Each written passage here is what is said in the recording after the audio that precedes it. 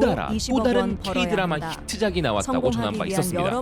이 기사를 쓴 기자는 자신은 한동안 K-드라마를 시청해왔고 넷플릭스의 모든 한국 작품을 섭렵한 입장에서 비평가들이 오징어 게임을 극찬했을 때 얼굴에 약간의 미소가 지어졌다고 이야기했는데요. 하지만 오징어 게임만으로는 사람들이 K-드라마의 위대함을 모르는 것이라면서 사실 K-드라마들은 상당히 오랜 시간 동안 다크호스였다고 이야기했습니다. 그런데 오징어 게임에서 멈추지 않고 다음 히트 작품이 등장하여 K-드라마의 위력이 일시적인 것이 아니란 사실이 전 세계에 증명되었다고 극찬했는데요. 그 작품은 바로 전 세계 디스토피아 드라마 팬들의 마음을 단번에 사로잡아버렸던 연상호 감독의 지옥이었습니다. 그런데 지옥 시즌1은 오징어 게임 시즌1보다 이후에 공개되었지만 시즌2는 순서를 바꿔 오징어 게임 시즌2보다 앞서 등장하게 되었는데요. 홍콩의 사우스차이나 모닝포스트는 지옥 시즌1에 대해 이런 평가를 한 바 있습니다. 비극적 사회를 묘사하는 한국 드라마들은 많이 있었지만 연상호 감독의 드라마 지옥은 훨씬 더 뛰어난 세계관, 더 명확한 목적, 그리고 숨막히는 스토리와 같은 측면에서 다른 기존 작품들을 모두 뛰어넘는다. 영화 부산행으로 이미 세계적으로 유명했던 연상호 감독이라 역시 드라마까지 엄청나다면서 세계적으로 평판받았던 드라마 지옥. 그래서 연상호 감독은 지옥 이후로도 넷플릭스에서 SF 영화 정의와 전 세계 1위를 또다시 찍었던 드라마 기생수까지 내놓으면서 왕성한 작품 활동을 이어가고 있는데요. 그렇게 많은 작품들이 연이어 나올 수 있었던 것이 바로 지옥이라는 드라마의 세계적 흥행 덕분이었던 것이죠. 그 당시 지옥을 보고 난 시청자들의 평가도 엄청났었는데요. 한국 드라마가 인정받기 시작한 것이 정말 좋다. 한국 드라마 초보자들은 마치 오징어 게임이 전부인 것처럼 말한다. 그렇지만 이제 한국 드라마는 세계를 놀라게 하고 있다. 그런데 사람들이 한국 드라마를 제대로 인식하게 만든 작품이 바로 지옥이다. 오랫동안 한국 드라마를 봐온 입장에서 앞으로 더 거대한 작품들이 쏟아질 거라 예상한다. 시즌1 마지막에서 시즌2의 여지를 남기는 엔딩이 나온 게 얼마나 다행인지 모른다. 한국인들은 내용과 각본에 집중하면서도 캐릭터를 통해서는 우리의 감정적인 면을 건드린다. 게다가 그들은 꽤 좋은 특수 효과까지 제공한다. 이제 한국 작품들은 할리우드를 훨씬 넘어섰어.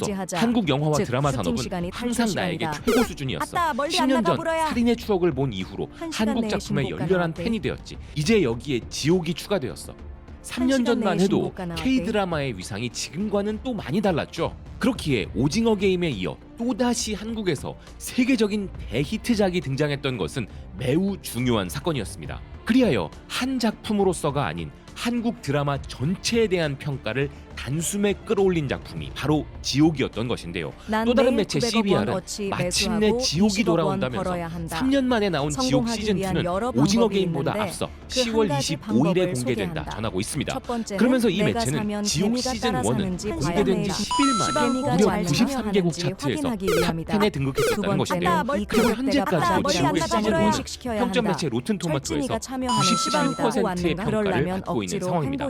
그리고 지옥 시즌2에서는 주연이 유아인 배우 대신 김성철 배우로 바뀐다는 부분도 주목을 받고 있는데요. 마치온 넷플릭스는 유아인을 대체하는 것에 대한 우려가 있었지만 이미 이전부터 뛰어난 연기력으로 호평을 받아온 김성철 배우는 예고편에 등장한 모습으로 볼 때 유아인 배우가 했던 역할을 잘 소화해낼 수 있을 것 같다 평가하고 있습니다. 기사는 2022년에 계획이 발표되고 2023년 중반 제작에 들어갔던 지옥 시즌2가 주연 배우 교체라는 큰 변화를 맞이할 수밖에 없었다 설명하는데요. 그러면서 연상호 감독이 각본과 연출을 맡은 이 호러 시리즈는 오징어 게임에 이어 세계적으로 가장 크게 성공하였던 한국 드라마로서 수많은 시청자들과 비평가들에게 극찬받았던 드라마라 소개했습니다. 한편 지옥 시즌1은 토론토 영화제에서 선공개되면서 극찬을 받은 바 있었지만 이번 시즌2는 토론토가 아닌 부산국제영화제에서 선공개가 된다는 것인데요. 또 다른 매체 무비웹은 시즌1의 충격적 엔딩에 이어 이번 시즌2 예고편에서는 정진수가 부활하는 장면이 등장하면서 더 흥미진진한 스토리가 전개될 것이라 예상하고 있습니다. 그리고 시즌1 이후 시즌2를 애타게 기다렸던 팬들은 이제 고작 한 달 남짓한 시간만 더 기다리면 된다는 기사인데요. 시즌1이 지옥에서 온 집행자라고 알려진 신비한 존재를 알리는 데 초점을 맞추면서 새로운 종교단체의 탄생과 맹목적인 신앙의 위험에 대해 알리는 내용이었죠. 하지만 시즌2는 집단적 이익과 욕망의 충돌로 인해 발생하는 지옥 그 자체에 초점을 맞추는 내용이 될 것으로 보이는데요. 좀비 영화나 좀비 드라마들도 보면 극 초반 가장 무서운 대상은 당연히 좀비이지만 시간이 경과하면 할수록 좀비 그 자체보다는 좀비 사태로 인해 새로 펼쳐진 디스토피아로 포커스가 옮겨가게 되죠. 그래서 좀비보다는 인간들의 이기심과 집단이 보여주는 비이성적 행위가 더 공포스럽게 다가오는데 아마 드라마 지옥에서도 시즌1에 등장했던 화살촉 집단과 다른 집단의 충돌 시나리오가 예상되는 것이죠. 콜라이더 또한 지옥 시즌2를 소개하면서 시즌1의 재앙적 사건 이후 사회 질서가 무너지는 등 더 치열한 장면들이 펼쳐질 것이라 예상하고 있습니다.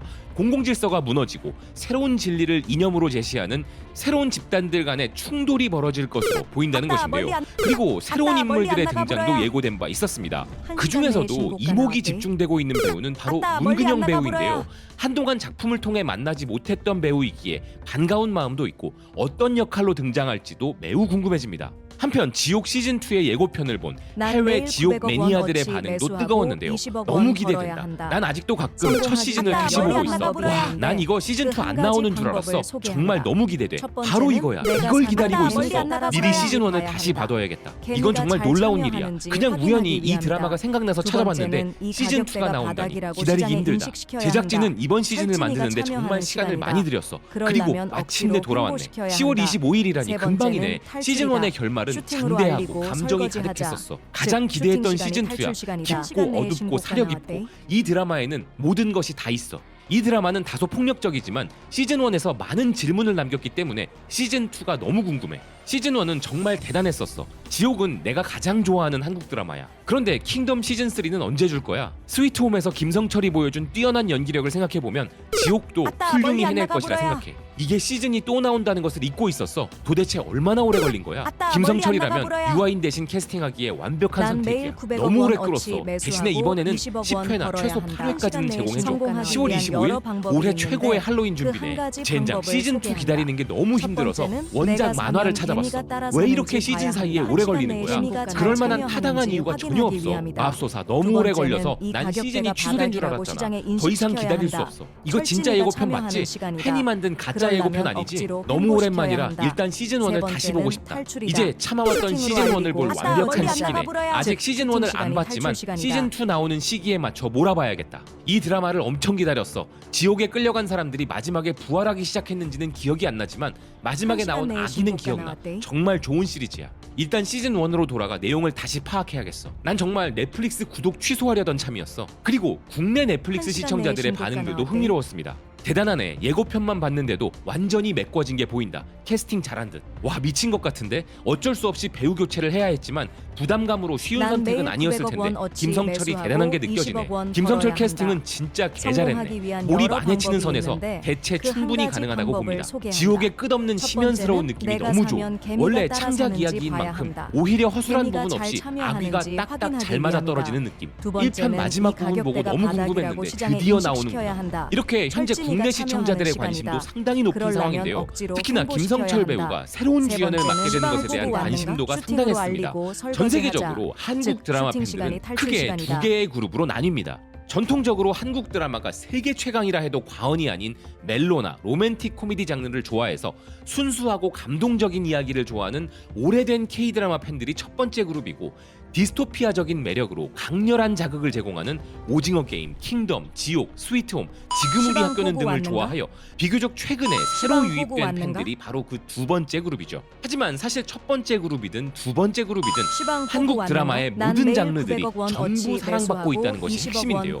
그래서 결국 우리의 감성을 따뜻하게 어루만져주는 것도, 아니면 우리의 말초신경을 잔혹한 액션으로 자극하는 것도 한국은 장르 구분 없이 모두 다 잘하는구나 라는 인식이 이제 전 세계 시청자들에게 각인되었다는 생각입니다. 시청해주셔서 고맙습니다. 또 뵙겠습니다. 철진이가 참여하는 시간이다.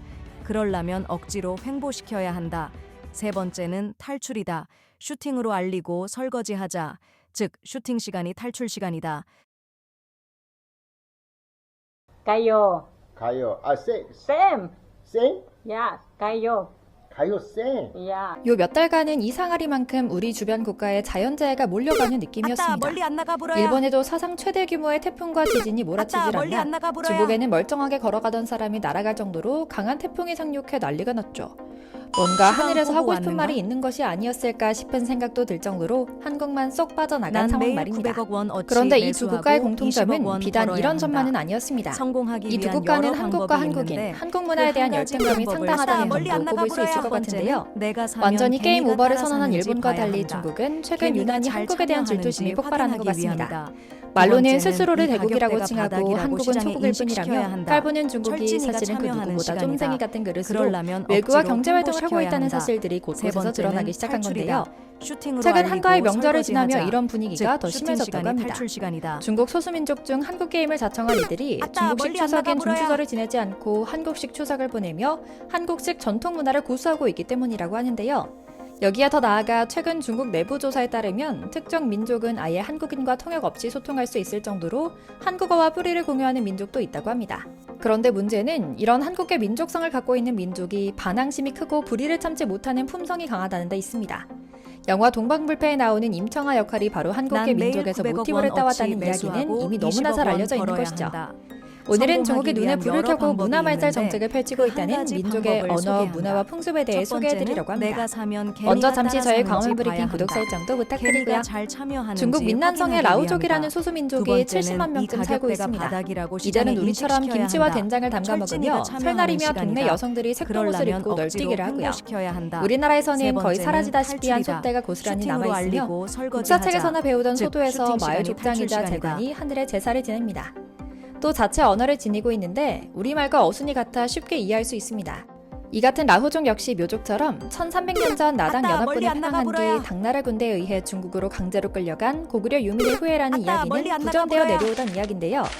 UN 식량농업기구에서 일하기도 했던 김병호 박사는 그의 책에서 라호족의 생김새부터 언어, 의식주 생활, 결혼과 장례 풍속에 이르기까지 한민족, 특히 고구려와의 연관성이 너무나 많다는 점에 주목했습니다. 실제로 김치를 먹고 색동옷을 입는 태국 북부, 중국 남부 고산지대의 라후족은 한국어와 놀랄 만큼 언어적 특성이 닮았다고 하는데요. 그래서인지 음성 언어만 있고 문자 언어가 없는 라후족에게 한글을 가르쳤을 때 효과가 대단했던 실험 결과도 있습니다. 사실 이들의 존재는 그 존재 자체가 쇼킹한 일이었습니다.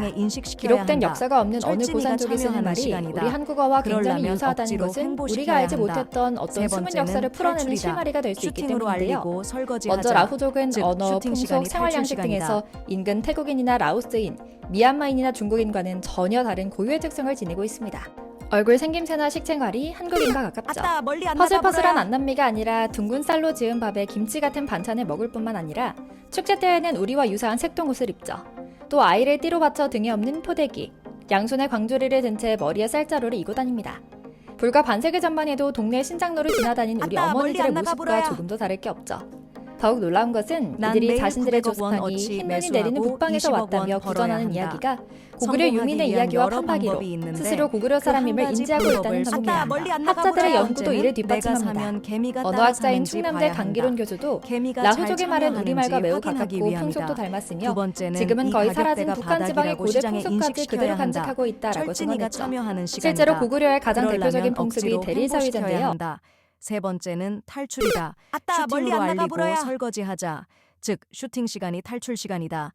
라후족도 묘족처럼 남편이 처가살이를 하고 형이 죽으면 동생이 형수를 받아들인다고 합니다. 아기를 낳으면 대문 밖에 새끼줄을 치고 숯과 빨간 고추를 매단다고 합니다. 정말 신기하죠? 뿐만 아닙니다. 민족음악 역시 한국의 민요와 맥을 같이 하는데요. 실제로 이를 연구했던 중앙대학교의 전인평 교수는 말합니다. 라후셀레의 민요를 듣는 순간 온몸이 얼어붙는 듯 등골이 오싹해진다. 도무지 믿기지 않는다. 이게 웬일일까? 수만리 떨어진 태국 북부, 중국 남부의 산속에서 흡사 강원도 안양대가 푸념하듯 내뱉는 노래가 들려오고 있기 때문이다. 가사만 바꾸면 그냥 강원도 민요다. 노래의 장단, 노래의 시작과 끝, 특히 잔잔한 우스각이 든 음악의 정서가 완전히 일치한다. 이런 상관관계를 어떻게 설명할 수 있단 말인가 라고요. 여기에 더해 언어는 말 그대로 통역이 필요 없는 수준입니다. 그런데 이게 단순히 우리나라 학자만의 민족주의적인 주장이 아닙니다. 미국 캘리포니아 대학의 매튜스프 교수는 라후말의 구조는 한국어와 대단히 유사하다라는 연구 결과를 내며 알려진 이론이거든요. 예컨대 나를 나으로, 너를 너라고 부르고 나는 서울로 가요를 나래 서울로 까이요라고 말합니다. 그런데 앞서 말씀드린 것처럼 중국 내부에서 문제가 하나 터졌습니다. 조선족처럼 이리 붙었다 저리 붙었다 하는 족속과는 다르게 결코 한족에 밀리지 않겠다는 의지로 살아가며 분리 독립운동을 펼치고 있는 라오족과 비슷하게 한국인과 연결되지만 어딘가 모르게 조금은 더 호전적인 민족도 있습니다. 가조 차오루가 스스로의 뿌리라고 밝히기도 했던 묘족인데요. 이들 역시 스스로를 고려인의 후손으로 인지하고 분리 독립을 전개해온 이들은 이미 중국 공산당의 골칫거리가 됐다고 하죠. 수많은 민족이 별다른 역사적 공통점 없이 인위적으로 합쳐있는 중국 특성상 단 하나의 민족이라도 독립이라는 말을 꺼내지 못하게 막으려는 것은 당연하고요. 그런데 고구려의 후예인 묘족도 중국 정부에 맞설 것을 선포했다고 합니다. 그리고 놀랍게도 이 규모가 적지 않습니다. 인구가 730만 명에 이르러 중국 56개 소수민족 가운데 5번째로 크다는 묘족은 자신들의 조상으로 치오를 내세우는 독특한 배경을 갖고 있는데요. 기록에 따르면 묘족이 고구려 유민의 후예라는 근거로 역사학, 고고학, 인류학, 신화학과 복식학 등 다양한 연구 방법을 동원해 총 19가지의 증거를 찾을 수 있다고 합니다. 특히 중국 문헌에 묘족에 대한 기록이 일절 없다가 10세기 이후 송나라 시대 때부터 갑자기 고구려와 풍속이 닮았다라며 언급되는 까닭은 그 전까지는 차별이 두려워 숨어 지내다 수세대를 거쳐 중국 남부에 잘 자리 잡은 묘족이 스스로의 정체성을 당당히 드러내고 중국인들도 이를 인식하기 시작했기 때문이었다고도 하고요. 그런데 묘족 역시 라후족처럼 전통 문화를 연구해 크로스 체크를 한 결과가 흥미롭습니다. 형이 죽으면 동생이 형수와 결혼하는 형사취수 문화, 장례전에 집안의 시신을 모셔두는 풍습, 동명왕 신화처럼 아시아 동북부의 대표적인 와인 난생 신화를 가지고 있다는 점 등 다양한 근거를 내고 있습니다. 또한 결정적으로 묘족은 자신들의 조상이 말하는 역사를 옷의 그림으로 남겨뒀다고 합니다. 문자가 없던 아메리칸 인디언들은 옛 조상들의 데이즈행렬을 장대한 비전 서사시로 남겨뒀고 학자들은 이 서사시를 원주민이 북방 아시아에서 베링 해협을 건너 북미에 정착하는 과정으로 보고 있죠. 묘족들의 옷에 그려진 그림도 마찬가지입니다. 이들은 여자 주름 치마에 2개의 강을, 뒤편에는 큰 성을 그려두는데요. 구전 설화에선 이들이 추운 곳에서 적에게 패배해 노란 물과 맑은 물을 건너 남쪽으로 왔다고 하죠. 학자들은 이를 황하강과 장강을 가리킨다고 하고요. 재미있는 점은 묘족은 남방 민족 가운데 유일하게 쌀, 벼 등 도장 용어를 사용하는 등 찾을 인류학적 특징이 현대 한국인과도 흡사한 편이라는 점입니다. 이렇게까지 중국에 녹아들지 않고 스스로를 굳세게 지키는 것이 참 고구려인답다고 느껴지는데요. 실제로 묘족은 중국에서도 포술과 활을 다루는 능력이 좋다고 합니다. 이런 하나하나의 작은 특징들이 모여 한민족의 특징을 정의한다고 볼 수 있죠. 그렇기 때문에 묘족의 존재는 중국에 굳이 꺼내고 싶지 않지만 현실적으로 존재하는 문제인 겁니다. 중국이 고구려를 자꾸만 중국사에 포함시키려는 동북 공종의 주요 목적 중 하나고요. 그리고 이런 묘족과 라오족이 요즘 조금씩 움직이기 시작했다고 하니 중국이 긴장하지 않을 수가 없는 것이죠. 특히 묘족은 실제로 중국 내 소수 민족 중에서도 조상 숭배를 통해 확고한 정체성과 결속력, 자부심을 갖고 있으며 중국 내에서도 민족의식이 가장 강한 민족 중 하나라고 합니다. 예나 지금이나 고구려를 닮은 묘족인데요. 이들은 설날과 단오는 물론이고 추석 명절도 한국식으로 보내고 전통 놀이와 풍습을 지키며 웬만한 일상생활은 통역 없이 한국어로 소통할 수 있다고 하는 것은 다시 말해봐야 입만 아픈 수준이죠. 그리고 사실 언젠가는 일어날 일이었습니다. 중국은 수십 개 민족을 중국 공산당에 억지로 묶어놓은 사상주가 가는 나라입니다. 이처럼 저마다의 역사를 갖고 저마다의 가치관을 가진 민족을 강제로 묶어 끌어가고 있는 것은 결코 쉬운 일이 아닙니다. 그러나 중국 공산당은 명확하게 이런 점을 철저하게 이해했습니다. 주변 국가 어디와도 선을될 수 있는 지역을 영토로 두고 있기 때문에 그 나라 역사까지도 자기들 것이라는 소위 만물 중국 기원서를 펼치는 겁니다. 이런 상황 속에서 묘족과 라후족 모두 한민족의 뿌리를 공유하는 우리의 먼